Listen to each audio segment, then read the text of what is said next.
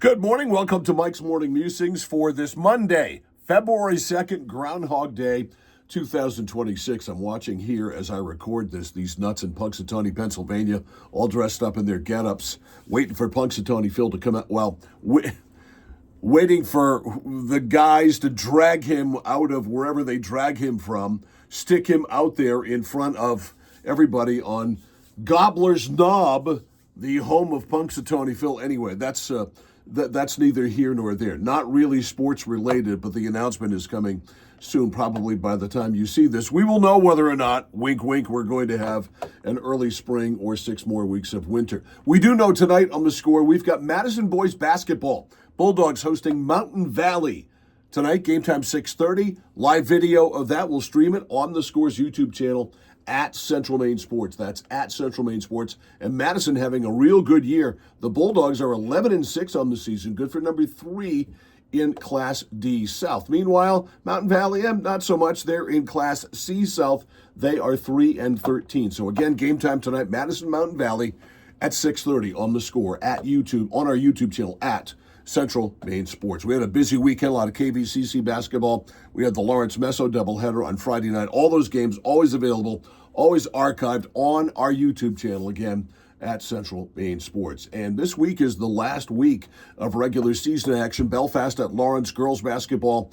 That is tomorrow night. Lawrence at Erskine Academy coming up on Thursday night. And then high school hockey coming up on Saturday night. Good one, too. Coney at Messalonsky. Game time there at 7 o'clock. So a big final week of high school basketball and high school hockey as that continues. All right, let's go to the Bruins, and they're blowing a 5-1 lead last night in the NHL Stadium Series against the Tampa Bay Lightning, and then losing the game in a shootout by a final of 6-5. So I am not a real big conspiracy theorist, and neither is my friend Rob, but he just sent this to me. He said, I hate to say this, and I normally make fun of conspiracy theories, but it looked like the NHL saw an event that they put a ton of money and effort into, and it was going to be a blowout, and the ref stepped in to tighten it up, and then the pasta penalty was the cherry on top. All right, let's run with that, okay? You can't blow a 5-1 lead. The Lightning had a 5-on-3 advantage for 10 minutes? 8 minutes, whatever it was, and they committed a couple of penalties themselves during that 8-minute two-man advantage. Yeah, a little sketchy stuff there. But the bottom line is the Bruins just fell apart. The Bruins are a slightly above average team, but I don't care who you are. You can't blow a 5-1 lead to any team in the National Hockey League. All right, the Bruins have to go down to Miami to take on the Florida Panthers, the Stanley Cup champions, tomorrow night. Cooper Flagg and the Boston Celtics are going to get it on tomorrow night in Dallas. It'll be the Celtics' only appearance, so obviously you want to catch this. It'll be on NBC Sports Boston tomorrow night at 8 o'clock. That should be interesting.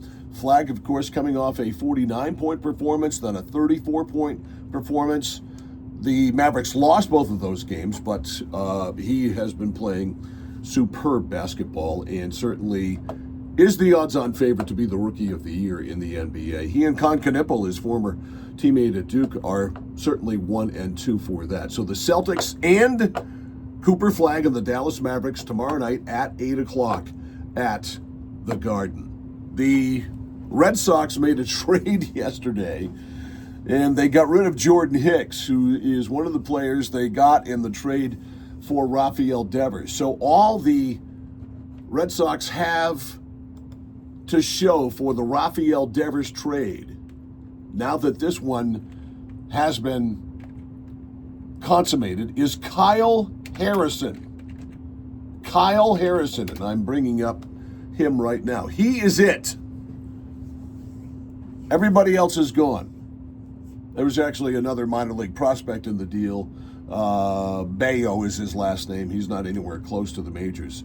So Jordan Hicks goes to the Chicago White Sox for some salary relief for the Red Sox. The Red Sox sent $8 million to Chicago to help the White Sox pay some of Hicks' salary, but the Red Sox were on the hook for, $24 million with Hicks, and so they get rid of him. And Hicks couldn't get anybody out last year. He's one of those guys, he throws about 800 miles an hour and has no idea where it's going. So the Red Sox do that. We're just weeks away from spring training, days away from spring training. No third baseman, no starting second baseman. Looks right now like Marcelo Meyer is going to be the third baseman, and Romy Gonzalez and David Hamilton are going to play second base. I'm not sure I'm a big fan of that. I don't understand what they're doing. They've got all kinds of money, even more money now after the trade of Devers last year.